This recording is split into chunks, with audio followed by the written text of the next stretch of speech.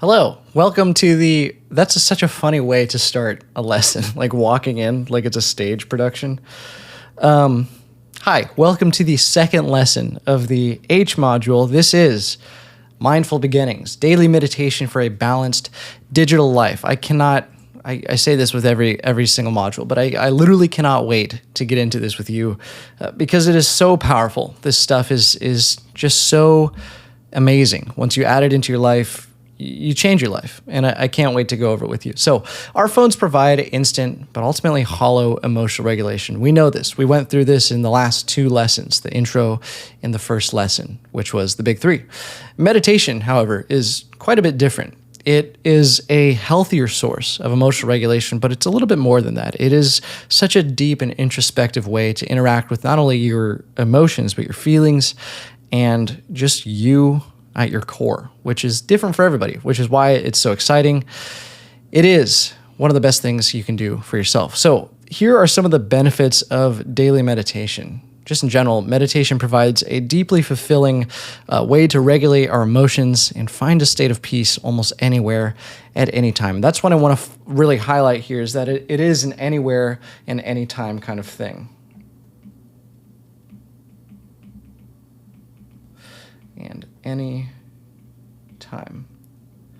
I think I call that out quite a bit in a lot of the videos that I make, especially the ones that are sort of screen time breaks, is that you can do this whenever you want, and it's free. It is literally maybe the freest thing of all time. All you have to do is find a quiet space, close your eyes, and focus on your breath. Obviously, there's so much more nuance to it than that, but just the fact that we always have the ability, I can do it right now, watch.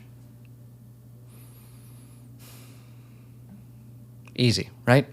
We always have the ability to create a space of calm whenever we want, wherever we are. So take that with you and really take that to heart, because that is one of the most important things about meditation. It is a very quick and easy way, maybe not necessarily easy, but it's a quicker way than grabbing your phone, and a more healthy way for sure, to go from this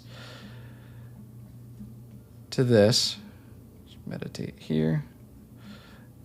To this. This is the goal over here, right? This happy guy, who doesn't want to be happy? If you're ever feeling sad or upset or stressed or anxious, taking a few moments out to just meditate a little bit, to close your eyes and focus on your breath, will make you closer to this, which is the goal.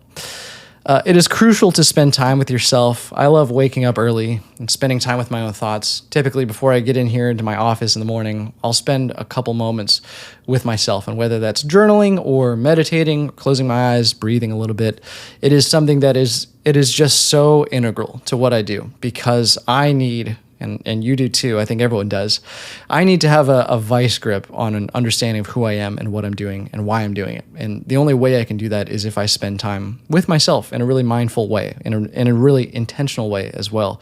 Overall, peace is the mission, benefit, and goal. That is the goal. I think that is a huge goal in just being a person, is peace. As mentioned before, studies have shown that even brief meditation creates significant improvements in emotional regulation. So the other goal here is to do that as often as possible. And luckily for us, there are many different kinds of meditation that I'm happy to go over with you right now. There are so many different kinds of meditation, and it's important for you to find the one that works best for you, best for your schedule, and best for the type of person that you are. So the first one here is just general mindfulness meditation.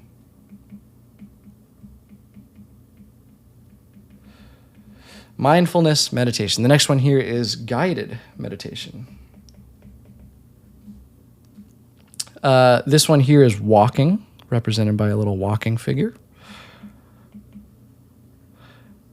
And the last one here is breath awareness.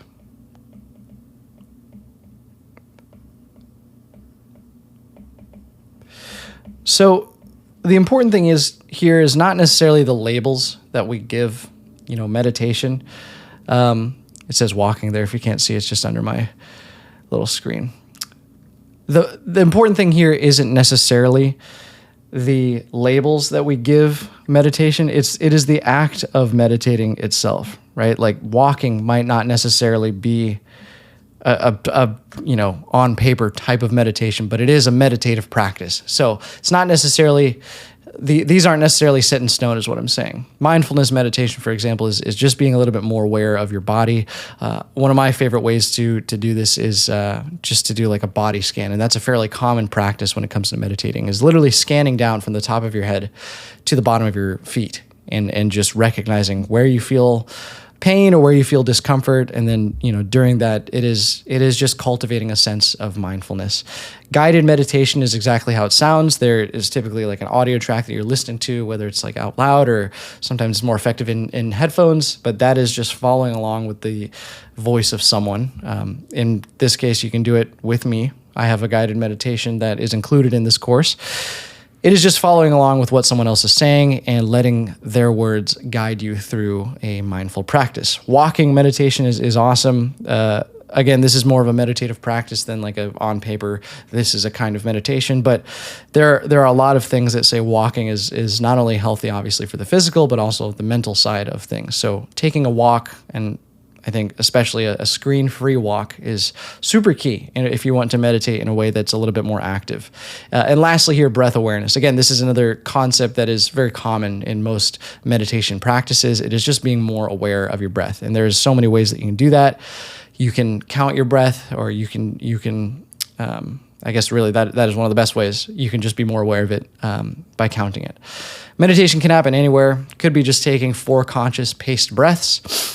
And you can use it to tap into that feeling whenever you're in your daily life, whenever you need to provide a sense of calm for yourself. It's free. Again, it's such a easy thing to tap into.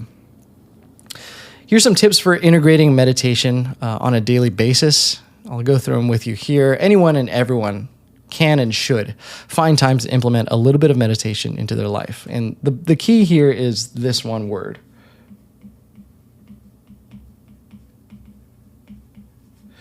We know from the introductory modules that this is a huge part of building a habit, right? Is repeated action. So finding ways that you can be consistent with meditation is more important sometimes than the act itself. So finding times in your life where you can implement just a little bit. It doesn't have to be a lot. It just has to be consistent. A little bit of that meditation and that space of calm and that sense of peace is the important part here. So a couple tips that I'll go through with you here is start small. It doesn't have to be a huge production when it comes to meditating, right? Again, going back to consistency, it's all about just doing it on a regular basis. So whether or not you meditate for an hour every single day or meditate for 3 minutes every day, it's the everyday part that's important, not necessarily the duration of your meditation. It is all about finding times that you can comfortably slot in a place where you can meditate on a daily basis. The next one here is designating a space.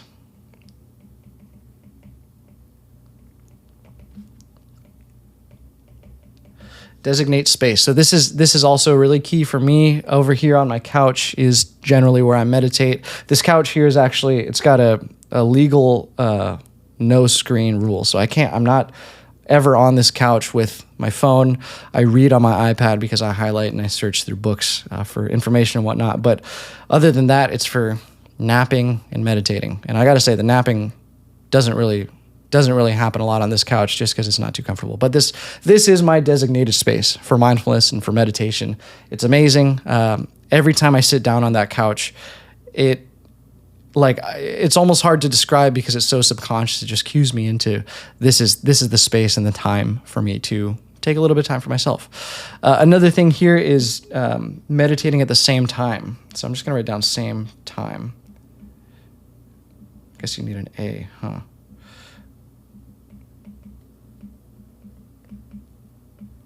Again, this is a great way to build a habit, but then also a subconscious trigger in your head of when and where and how you should meditate. Every morning when I step into this office, I get most of my work done in the morning. Every time I step into this office, the first thing that I do is meditate, sitting on that couch right there. So after you've designated a space, designate a time. Another one here is incorporating meditation into routines. I'll write down routines here. Routines that exist. For example, I, again, work in the morning best, and I always tend to work first thing when I wake up after having water and breakfast and whatnot.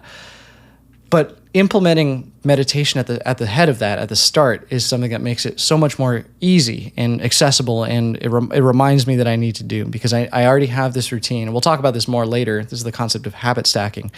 But if you can implement a new habit into a habit that you already have, or a routine that you're already a part of, the easier it's going to be to integrate into your life and to do on a daily basis. And then lastly, you can use the guided meditations. I'm not going to write that down because it's a whole thing, but use the guided meditations that I provided to you in this course. I've done guided meditations. I followed guided meditations myself, and it is such an easy way to get into that peaceful and calm state. So allow me to guide you through that, and it'd be my honor. So use those guided meditations, please. They're for you to use. Reduce screen time and improve focus. Everyone's journey with meditation is different, and I really do want to highlight that because of what I talked about earlier.